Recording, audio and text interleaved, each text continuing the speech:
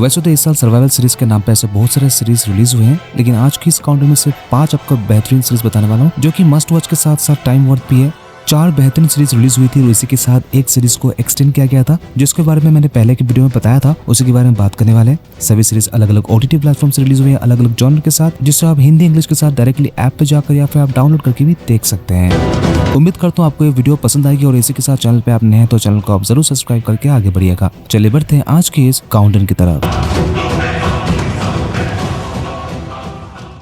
9 passengers को दिखाया जाता है जो कि मैक्सिको जल्दी पहुंचने के चाहत में वो एक प्राइवेट जेट को हायर कर लेते हैं, जो कि अमेज़न जंगल से होकर वो मैक्सिको पहुंचा देने की वादा करते हैं। जैसे ही जेट पहाड़ों की ऊंचाई को क्रॉस कर रही होती है, अचानक जीपीएस सिग्नल नहीं मिल रहा होता है, जिसकी वजह से पायलट को डायरेक्शन नहीं मिल रहा होता है और वो उल्टे सीधा चला रहा होता है। वो मदद मांगने की कोशिश करता है, लेकिन फाइनली फ्यूल भी खत्म हो जाता है और जेट सीधा अमेज़न जंगल में जाके गिरती है। सभी 9 के 9 पैसेंजर्स घायल होते भी बच जाते हैं, लेकिन जेट के अंदर एयर होस्टेस की जान चली जाती है और पायलट पूरी तरह से इंजर्ड होता है। 9 पैसेंजर्स में से एक डॉक्टर होता है जो कि उस पायलट को बचाने की कोशिश करता है, लेकिन वो बच नहीं पाता। सभी के सभी 9 पैसेंजर्स यहाँ फंसे हुए थे इस घने जंगल में, और जो जेट के अंदर जो खाना पीना था उसी से वो चला रहे होते हैं। लेकिन अचानक उन्हें पता चलता है कि एक एक करके सभी मर रहे होते हैं, जिसके बारे में उन्हें कुछ भी आइडिया नहीं होता है कि कौन है सब कुछ कर रहा है। जिसके बाद सभी 9 के 9 की मौत हो जाती है और किसी को कुछ भी पता नहीं होता है। जब उनको लाशों को मॉर्ग में लाया जाता है मैक्सिकन पुलिस के द्वारा, जिसके बाद एक इन्वेस्टिगेशन शुरू हो जाता है अमेरिकन की तरफ से। कौन होता है इन सबको मारने वाला, इसके पीछे क्या कहानी है, पूरी बैकग्राउंड कहानी को समझने के लिए पूरी सीरीज को आपको देखना पड़ेगा, जो कि इसी साल 2 मार्च को रिलीज हुई थी।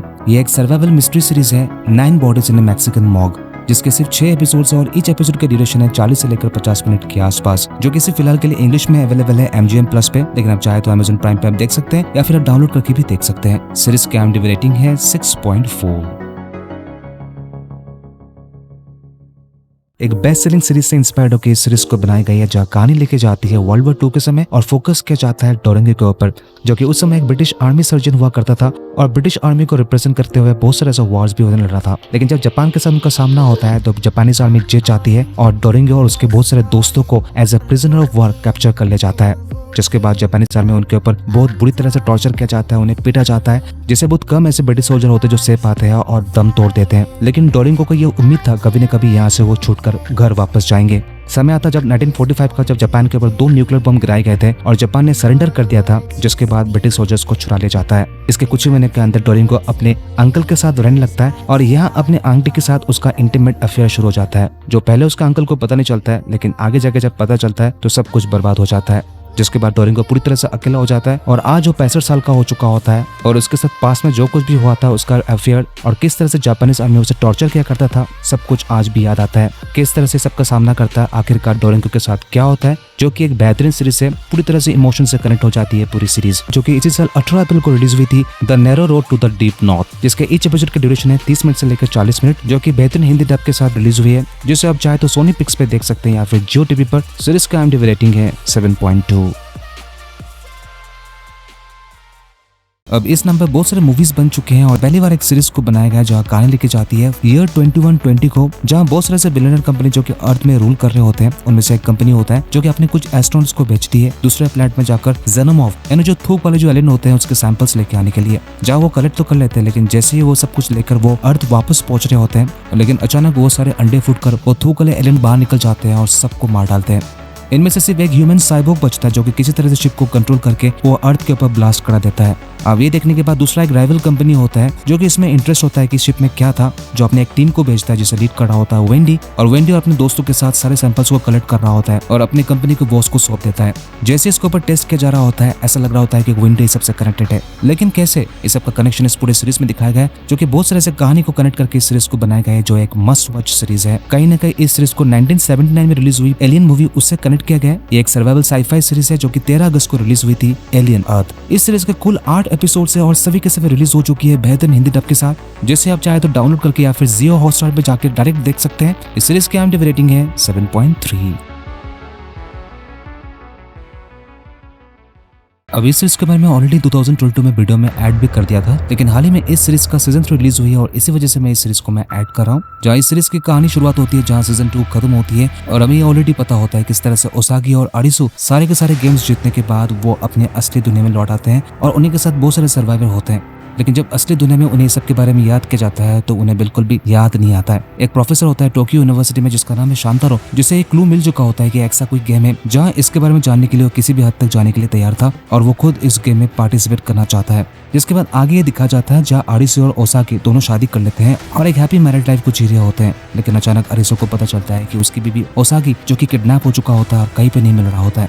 जहाँ किडनैपर द्वारा बताया जाता है कि अरिसो को एक बार फिर से इस गेम में आना पड़ेगा। अरिसो ओसाकी के लिए कुछ भी करने का तैयार होता है, जिसके बाद अरिसो अपने एक दोस्त से जो कि पिछले गेम का सर्वाइवर होता है उसी की मदद से एक बार फिर से इस गेम पे वो एंट्री लेता है। जहाँ यहाँ देखकर अरिसो चौंक जाता है और भी बहुत सारे पार्टिसिपेंट्स होते हैं और ये मौत का खेल और भी टफ होते जा रहा होता है। जहाँ मेन फोकस होता है बहुत सारे ऐसे कार्ड गेम के बारे में जो कि काफी चौंकाने वाला होता है। क्या अरिसो ओसाकी को बचा सकता है और इस गेम का किस तरह का सामना करता है, कौन ये सब कुछ गेम कंडक्ट कर रहा होता है और इस प्रोफेसर के सबसे कैसे कनेक्शन है जो कि सीरीज के अंदर जान सकते हैं। One of the best survival series इस आप कह सकते हैं। मैं यही रिक्वेस्ट करूंगा कि पहले के 2 सीजन आप जरूर देखें, इसके बाद आप सीजन 3 को देख सकते हैं।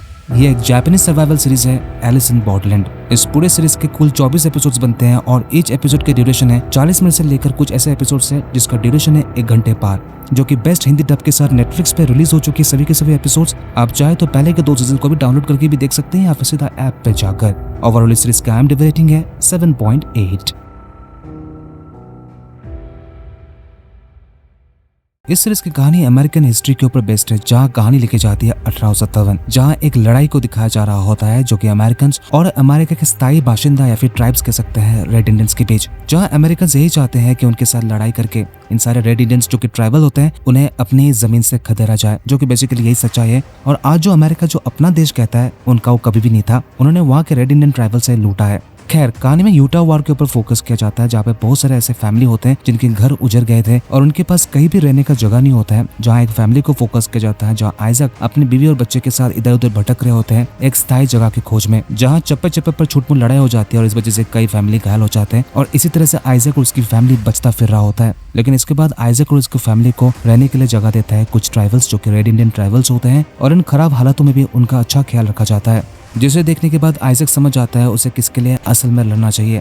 जहां वो खुद अमेरिकन होकर वो ट्राइब्स का साथ देता है, जहां एक खतरनाक वार होती है और इस पूरे जंग का क्या नतीजा होता है जो कि इस सीरीज में देख सकते हैं। बहुत सारे हिस्ट्री के इम्प्रिंट्स के साथ बहुत सारे ऐसे सर्वाइवल स्टोरी को दिखाया गया इस पूरे सीरीज के अंदर। अगर आपको इस तरह का सीरीज पसंद है तो जरूर आप चेकआउट कर सकते हैं। ये एक सर्वाइवल वेस्टर्न सीरीज है जो कि 9 जनवरी को रिलीज हुई थी अमेरिकन प्राइम बेल, जो एक मिनी सीरीज है। उसके सिर्फ 6 एपिसोड्स हैं। इस एपिसोड की ड्यूरेशन है 36 मिनट से लेकर 1 घंटा पार। इस सीरीज को आप चाहे तो हिंदी में भी देख सकते हैं डाउनलोड करके या फिर सीधा नेटफ्लिक्स ऐप पे जाकर। सीरीज का IMDb रेटिंग है होपिंग 8/10।